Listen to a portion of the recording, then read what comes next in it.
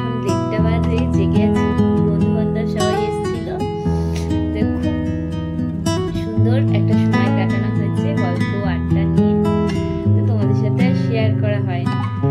তারা এসেছিল অনেকদিন পর আমাদের বাড়িতে এসে, তাই আমরা গল্প করছিলাম। তো একটার সময় তারা বাড়ি গেছে আর ঘুমিয়ে পড়েছি। অ্যালার্ম দেওয়া ছিল ভোরবেলা, যদিও বা, কিন্তু ঘুমটা সেরকম ভাবে ভাঙি। পাশে ভাই মা মহালয়া চালিয়েছিল FM এ, তো সেটা শুনেছি। ঘরে আর বাজায়নি, মা চালিয়েছিল ঘরে বাজায়নি। তো আওয়াজটা কানে এসে কিন্তু ঘুমটা আর ভাঙেনি। এখন বাজে 6:30 মতো, থেকে উঠে পড়েছি। আর রবিবার বসে গেছে ওই ঘরে, দাঁত মাজছে, মুখ ধুচ্ছে। তো আমিও উঠে পড়লাম, বিছানাপত্রগুলো গোছালাম বসে বসে। তাই ভাবলাম তোমাদের সাথে সকালটা শুরু করা যাক। এখন বাজে 6:30। আজকে মহালয়া, ভীষণ আনন্দ। মনের মধ্যে একটা ছোটবেলার খুব অনেক স্মৃতি মনে পড়ে যাচ্ছে। তো মা গল্প করতো, প্রতি বছর মহালয়া দক্ষিণেশ্বরে পুজো দিতে যেতাম। এবছর আর যাওয়া হয়নি, মা গেছে পুজো দিতে।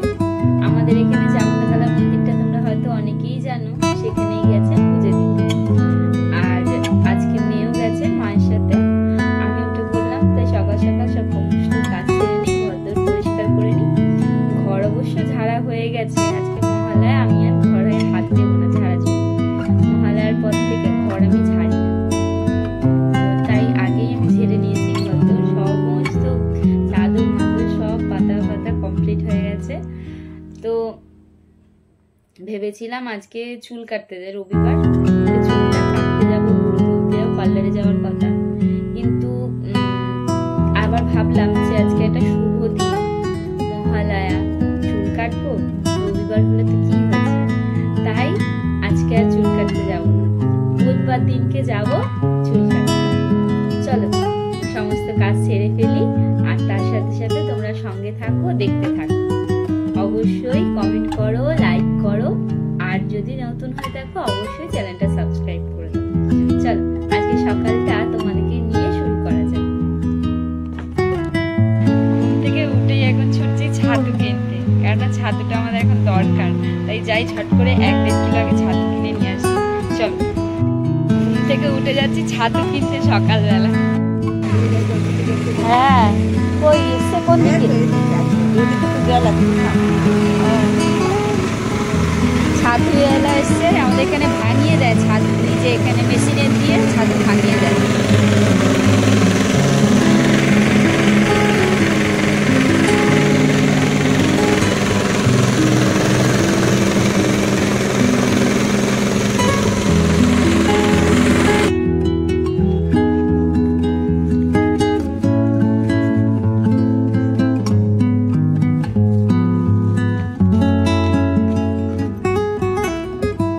সকালবেলা উঠেই ছাতুটা তো কিনে এখন গেছিলাম দোকানে, এই যে দোকানে সবাই সব।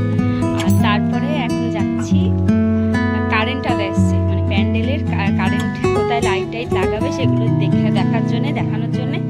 তো ভালো আমিও একটু দেখে আসি।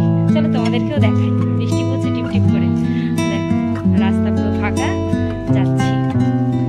চলো দোকান নিয়েই যাচ্ছি প্যান্ডেলের কাছে চলে এসেছি। আর প্যান্ডেলের ডিজাইনটা দেখো কত সুন্দর বানিয়েছে। তোমাদের কেমন লাগছে কমেন্টে জানিও।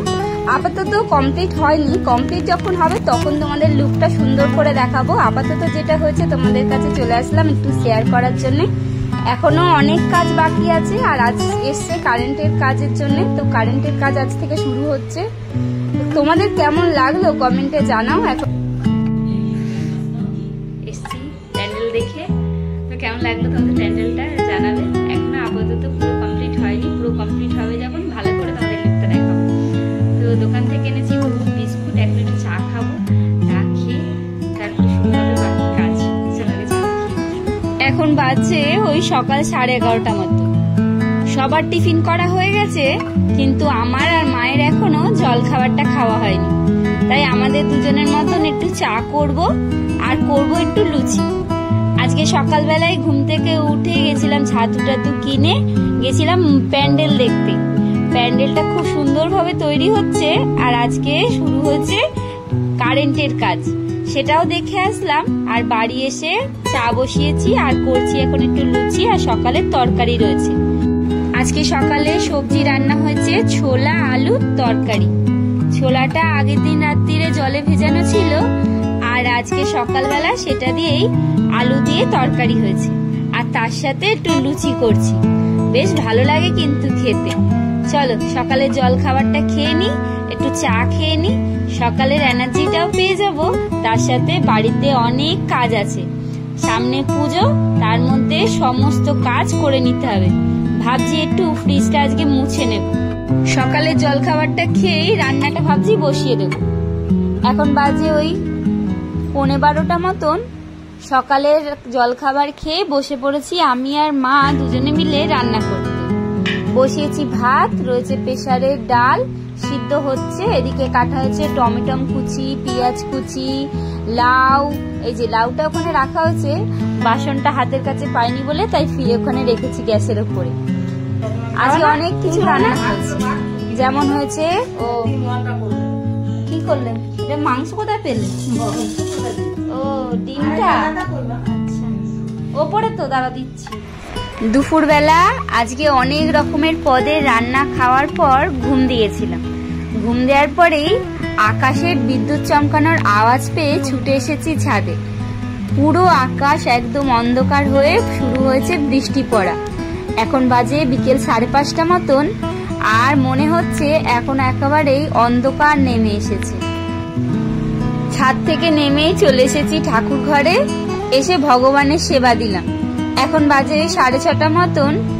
আজকের ভিডিওটা এখানেই শুরু করছি। কেমন লাগলো কমেন্টে জানিও।